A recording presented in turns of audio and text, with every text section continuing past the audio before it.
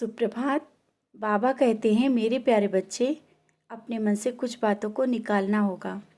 जानता हूँ जिंदगी में कुछ ऐसी बातें हो जाती हैं जो भुलाई नहीं जा सकती, लेकिन जब तक उन बातों को भूलोगे नहीं और उन्हीं बातों को सोचकर उदास रहोगे, जो मैं दे रहा हूँ वो भी तुम स्वीकार नहीं कर पा रहे हो। बच्चे, ये जीवन है, आगे बढ़ना है तो तुम्हें पुरानी बातों को मन से निकालना ही होगा। बार बार उन्हीं बातों को करना बंद कर दो। आगे बढ़ो, आगे सोचो। जिंदगी को जितना परिवर्तन की ओर ले जाना चाहते हो ना, उससे पहले तुम्हें अपने अंदर के दर्द को, जो लोगों से मिला है, भूलना ही होगा।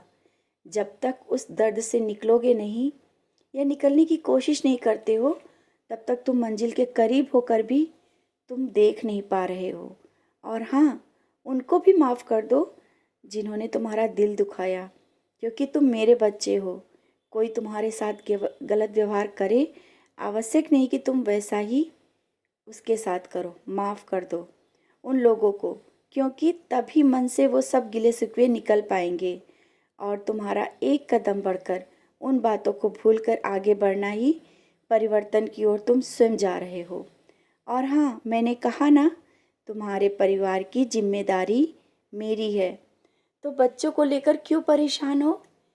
मेरी शरण में है बच्चे, और तुम जब उनके माथे पर उदी लगाते हो और बोलते हो बाबा रक्षा करना, फिर क्यों उनके भविष्य को लेकर परेशान हो।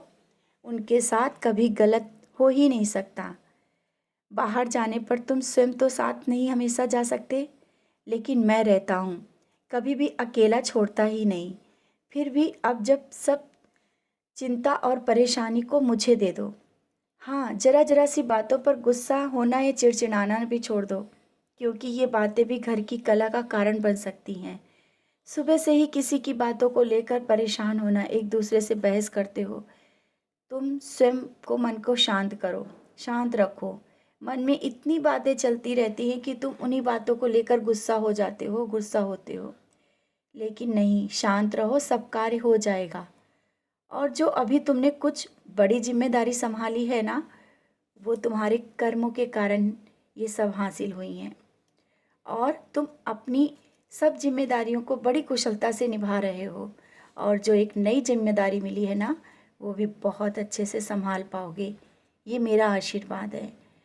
और हाँ, तुम पूजा करते वक्त ये मत सोचो कि फूल फल ही आवश्यक हैं तभी मेरी पूजा होगी। बच्चे, आवश्यक नहीं कि फूल फल और सब कुछ होने से मेरी पूजा हो।